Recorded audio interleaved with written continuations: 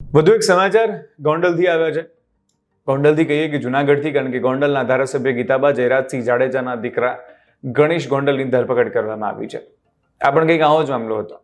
જુનાગઢના રાજુ સોલંકીના દીકરા સંજય સોલંકીને ગણેશ જાડેજા અને એના અમુક સાથી મિત્રો દ્વારા મારવામાં આવ્યો અને એની સાથે એને નગ્ન કરવામાં આવ્યો, અપશબ્દો બોલવામાં આવી, ઘણી બધી વાતો થઈ અને જેને લઈને આ તમામ આરોપો સાથે રાજુ સોલંકીએ ફરિયાદ નોંધાવી.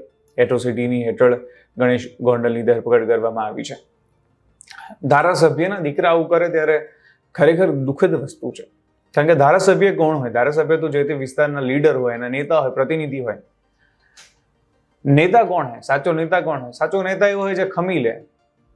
કદાચ કોઈનાથી ભૂલ પણ થઈ જાય, કોઈનાથી ભૂલથી એક બે અપશબ્દ પણ બોલાઈ જાય ને તો એ ખમી લે કે ચલો પ્રજા છે, છોરું કછોરું થાય પણ માવતર કમાવતર ન થાય. રાજા કોને કહેવાય? રાજા તો પિતા સમાન હોય. પણ ધારાસભ્ય અને એમના જ પુત્ર જો આવી રીતે આવું કરતા રહેશે તો પછી લોકોનો લોકશાહીમાંથી વિશ્વાસ જ ઉઠી જશે.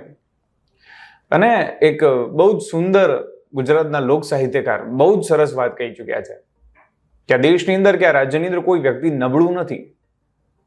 જે પણ લોકો પોતાની જાતને દાદા માનતા હોય, સોશિયલ મીડિયા ઇન્ફ્લુએન્સર્સ કે વગેરે કોઈ પણ હોય, કોઈ પણ ક્રિમિનલની વાત છે, અને એવું માનતા હોય કે અમે જ બધું કરી શકીએ છીએ, તો ગુજરાતી લોક સાહિત્યકાર ઈશ્વરદાન ગઢવીની બે પંક્તિઓ મેં સાંભળી તે કહું છું. એમણે બહુ જ મસ્ત વાત કરી હતી. એમણે કહ્યું હતું કે દર બીજો વ્યક્તિ કાદુ મકરાણી કે બારવટીયું બનવા માટે તૈયાર થઈ જાય, પણ એને ઘડીકમાં વિચાર આવી જાય કે રહેવા દે, બે ગાળ બોલી ગયો, આપણા છોકરા રાંક થઈ જાય,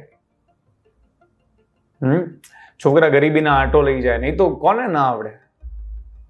એક છરી હુલાવતા કેટલી વાર લાગે?